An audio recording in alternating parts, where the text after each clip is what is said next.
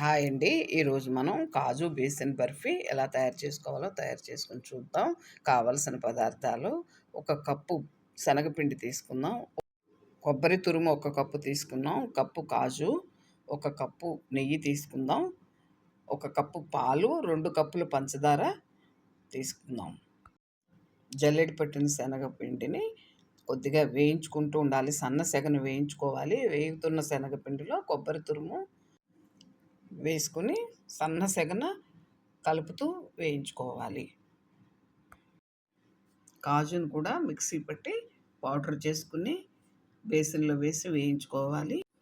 చివరి వరకు ఈ స్వీట్ని లో ఫ్లేమ్లోనే చేసుకోవాలి. ఈ కొంచెం ఎక్కువ మిక్సీ పడితే కాజు ముద్దగా అవుతుంది. పౌడర్గా ఉన్నప్పుడు కూడా శనగపిండిలో బాగా కలుస్తుంది. ఇప్పుడు తీసుకొని నెయ్యి కూడా వేసి మొత్తం 3 మిక్స్ అయ్యేట్టు ఇట్లా కలుపుదాం. కప్పు శనగపిండికి 2 కప్పులు పంచదార తీసుకోవాలి. ఇప్పుడు మొత్తం పంచదార వేసుకొని ఈ విధంగా అంతా మెల్ట్ అయ్యేట్టు కలుపుకోవాలి.